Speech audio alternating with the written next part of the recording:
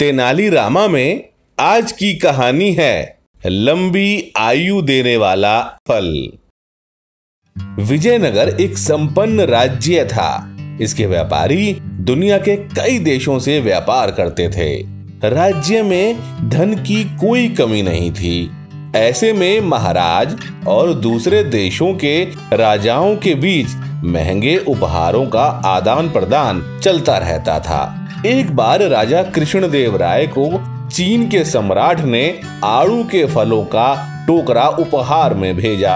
यह फल विजयनगर में नहीं उगता था। सम्राट ने संदेश में कहलवाया था कि यह लंबी आयु प्रदान करने वाला फल है। महाराज के सामने बड़े से बक्से में से फल निकाले गए।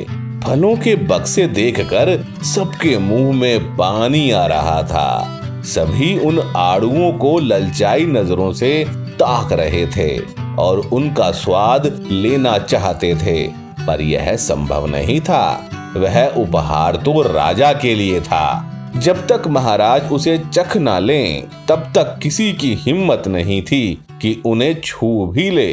तभी वहां उपस्थित तेनालीरामन की नजर भी उन फलों पर पड़ी।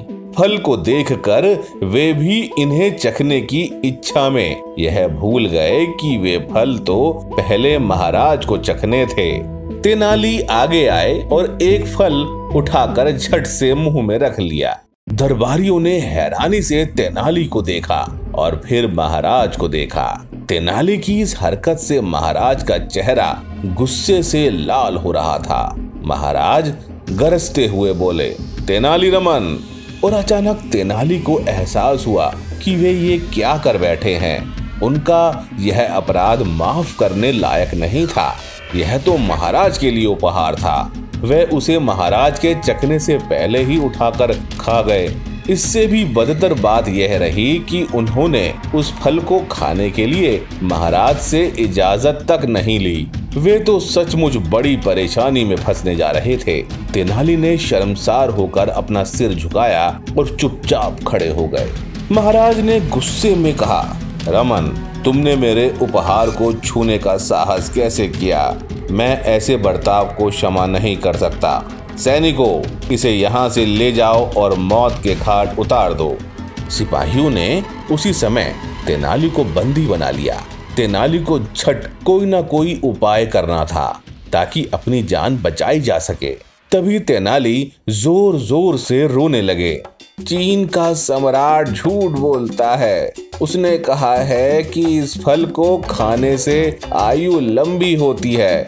मैंने तो एक ही टुकड़ा खाया था और मेरी मौत का फरमान आ गया। महाराज, विनती करता हूँ, आप इस फल को कभी मत खाना। यह सुनकर महाराज की हंसी छूट गई और उन्होंने सिपाहियों से कहा कि वे तेनाली को छोड़ दें। तेनाली बोले, महाराज, दरअसल इस फल का स्वाद और खुशबू इतनी अच्छी है कि इसे देखकर रहा नहीं गया।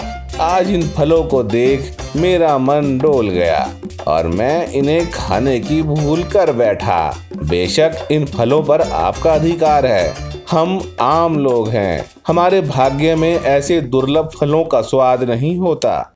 महाराज को अपनी भूल का एहसास हुआ और बोले, तेनाली, हमारे साथ तुम सब लोग भी खास हो। हम सब मिलकर इन फलों का स्वाद चखेंगे। फिर महाराज ने सभी दरबारियों के साथ मिलकर फलों का स्वाद लिया।